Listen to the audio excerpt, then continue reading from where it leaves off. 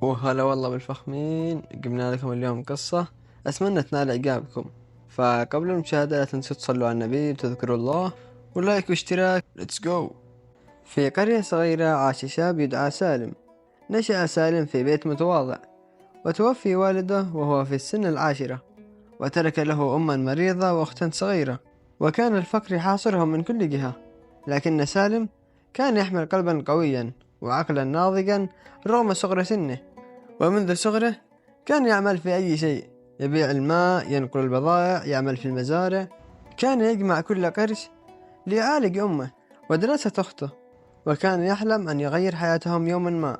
وفي عمر 20 جاءت له فرصة العمر.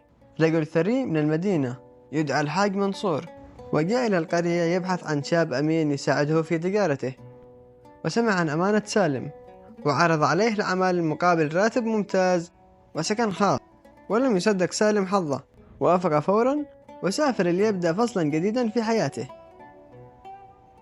وبدأ سالم كعامل بسيط في مخازن الحاج منصور، لكنه كان مختلفا عن كل العمال. كان أمين وصادق وصبور، لا يسرق دقيقة ولا فلس. ومع الوقت بدأ الحاج يعتمد عليه أكثر، حتى أصبح الذراع الأيمن له، ويدير البضائع ويشرف على الحسابات ويسافر بين المدن لشراء السلع. وخلال 5 سنوات فقط تحول سالم من شاب فقير لا يملك شيء إلى شخص يحترمه كبار التجار ويمتلك شقة وسيارة.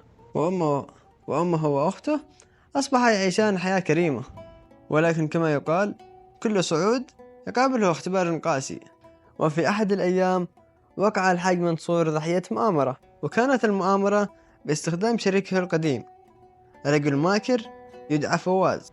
خطط لإطاحة به وسرقة ثروته. واستغل فواز ثقة الحاج في سالم، وأرسل فواز عروضا مغرية لسالم، مبلغ خيالي مقابل خيانة الحاج منصور وتوقيع ورقة مزورة وتسهيل خروج بضائع مسروقة دون علم الحاج. وفي البداية سالم رفض بشدة، لكن فواز لم يتوقف، واستغل حاجة سالم لعلاج والدته التي تدهورت حالتها الصحية فجأة. أغراه بالمبلغ وذكره بسنوات الفقر والجوع والحرمان. وفي لحظة ضعف قاتلة وقع سالم في الفخ ووقع الورقة وتمت الصفقة. ولكن لم تمر أيام حتى اكتشف الحاج منصور الخيانة، ولم يصدق أنه سالم، ذلك الشاب الذي رباه وآمنه على ماله، هو من خان. لكنه لم يصرخ ولم يغضب، بل ذهب بنفسه إلى الشرطة وسلم الأدلة وألقي القبض على سالم. وكانت هنا الصدمة أكبر من السجن نفسه، فقد ماتت أمه في نفس اليوم الذي صدر فيه الحكم بسجنها 10 سنوات. والأخت التي أفنى عمره في تربيتها قاطعته واعتبرته ميتا. وفي زنزانة باردة جلس سالم يكتب مذكراته على أوراق ممزقة. كتب كل تفاصيل القصة، كل لحظات ضعفه، وكتب جملة ظل يكررها: الثقة لا تباع ولا تشترى، والخيانة لا تمحى حتى لو غفر الجميع. وبعد 7 سنوات خرج سالم من السجن رجل محطم، بلا بيت، بلا أهل، بلا أحلام. يعني أوضاع خربانة كلها بسبب أمانة. فسبحان الله. فذهب وجلس في مسجد الحي الذي كبر فيه، ورأى الأطفال يلعبون في الساحة، وتذكر صغره. تمنى لو لحظة واحدة أن يعود طفلا لا يعرف معنى الطمع. وأمضى بقية حياته يساعد الفقراء بصمت من مال بسيط جمعه من أعمال صغيرة، يحاول أن يغسل ذنوبه كل يوم بالدعاء والعمل الطيب.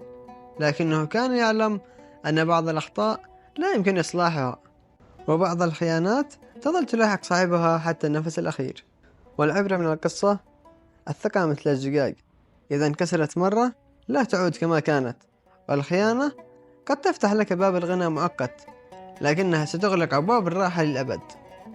وهنا النهاية، وسلامتكم. متابعيني اسمهم يكفي، هيبة فخر عاليين وصفي، وجودهم قوة حضورهم نار، والكل يشهد احنا